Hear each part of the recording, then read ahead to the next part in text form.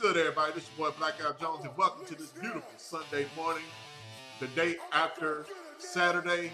Hey, we saw a lot of great games yesterday. There was a whole bunch of blowouts, but then there were some close ones, some nail biters, and also some upsets. I want to talk about the upset between Alabama and Florida State. But before I do, please subscribe, hit the notification bell, also like, comment, do all those great things because it truly helps the algorithm here on this channel, and it also helps me get a lot of views and hopefully some more subscribers. But until then, let's get it. I'm off the leash now. I'm all gas, no brakes down. All right, let's go ahead and get to it. Hey, we ain't gonna play no games here, man. Florida State defeated Alabama 31-17, total domination on the ground for Florida State. Understand something, Thomas Castellanos, however you say his name, he walked that walk, he talked that talk, he walked that walk again, and he kept on walking. I mean, they dominated.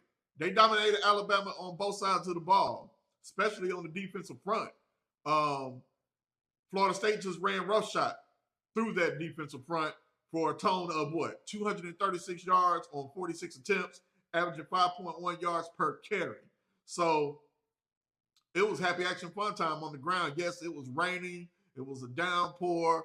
But hey, both teams played in it. One team played better. The other didn't. Plain and simple.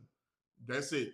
But he basically stated early in the offseason, he was like, yo, Alabama can't stop me. Nick Saban is not there to save them anymore. Yeah, even though he tried to double down, he backed it up. He punked you. He punked Alabama. Alabama got punked.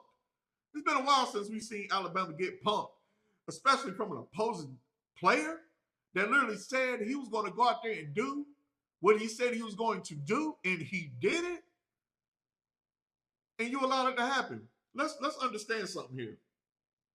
Alabama shouldn't have been ranked number 8 anyway, plain and simple. You had a new quarterback coming in.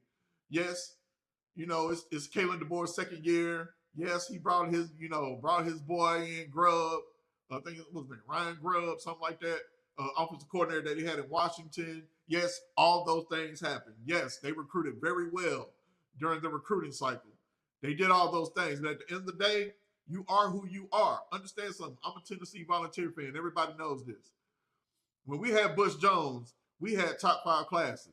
I've gotten arguments with people that were sitting here talking about when we had Jeremy Pruitt that, well, we need to get 4 stars and we need to get more 5 stars. These 3 stars ain't going to matter. Shit, it don't matter if you got 4 or 5 stars. Understand something. Bush Jones had plenty of them. He had a plethora of them. We were finishing in the top 10, and guess what happened?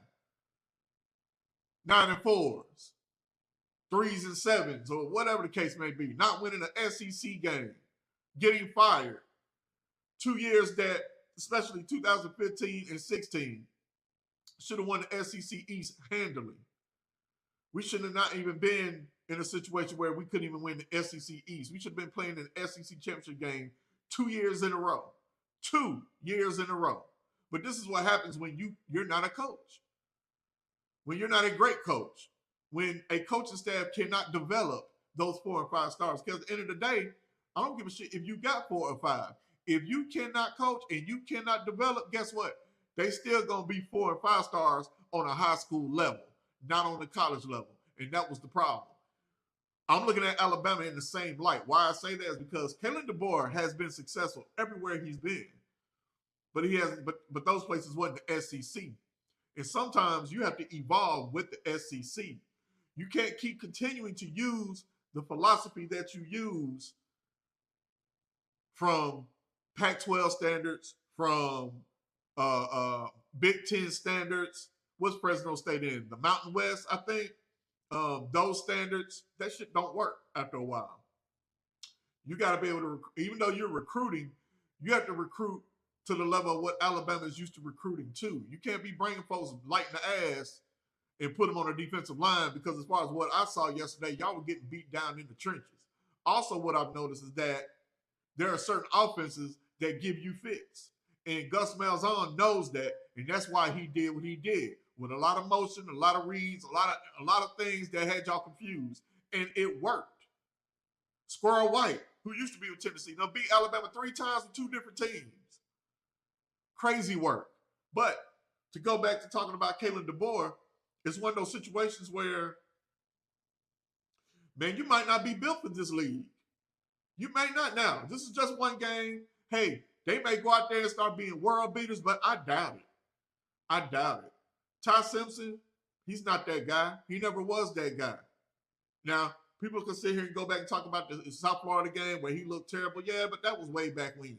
You know what I mean? But then at the same time, there are reasons why certain quarterbacks are not starters. There are reasons why certain quarterbacks are backups. And there may be a case where Ty Simpson may just be that backup. And Kalen DeBoer may have to reopen the quarterback competition. Who knows? I was watching Kangaroo Black the other day, last night, and that's basically what he was saying. You might have to quarterback competition. You may have to open that back up. It's not looking good. But I still don't understand why they were ranked number 8. You were 9-3 last year. 2 of your losses were pathetic. One of them, you lost to a Vanderbilt team that haven't beaten you and God knows when. Secondly, you lost to an Oklahoma team. Hell, I don't even think the quarterback passed over 100 yards. And I mean, yeah, you lost to Tennessee, which seems the rivalry is back since Josh Heupel got there, which that's a great thing.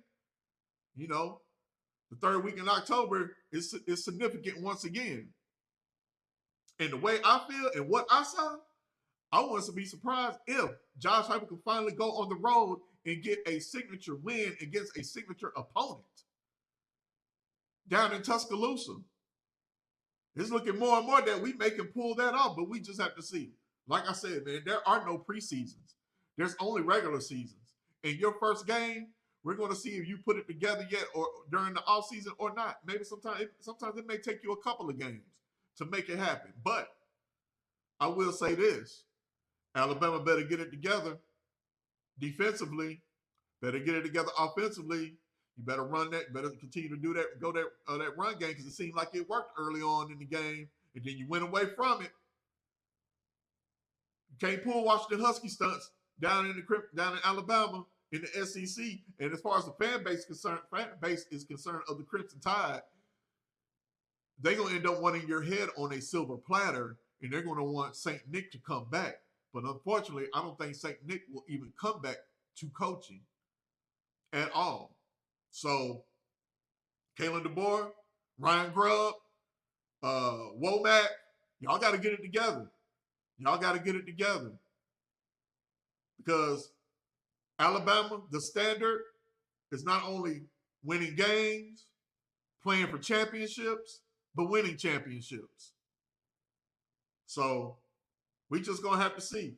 But for the most part, I mean, Ty Simpson, he was 23 out of 43 for 2 touchdowns, 254 yards.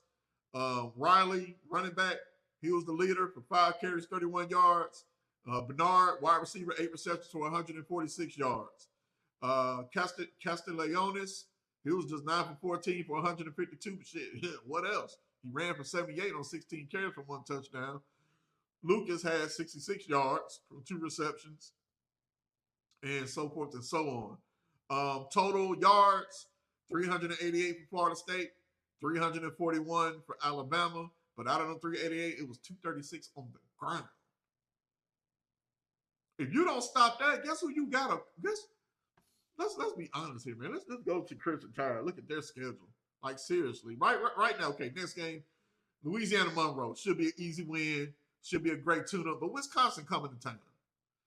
I think y'all should beat Wisconsin. I truly believe that. But then you got to go between the hedges. 7:30 tilt. ABC. 27th. Sub September. And you know Georgia defense, shit. You think Florida State handled the running game, man? Georgia, Tom Simpson may be running for his life. And then you got Vandy. You got Vandy coming to town, and that type of offense that they run that gives you problems, they may give you a problem again because Diego Pavia on his Johnny Manziel trip right now. Then you got to go to Missouri. I hope you beat Missouri. I don't really care for Dorkowitz. You know what I mean? But Missouri, We don't know. They just lost their quarterback, so we don't know what they're going to look like. And then you got to play Tennessee. And then you got to go to South Carolina and their defense. We know what they about. They should have beat you last year. If Lenore Sellers know how to hold on to the ball, should have beat you last year. You should have had 4 losses. And then you got LSU. Then you got Oklahoma that beat you last year. So you got to figure it out.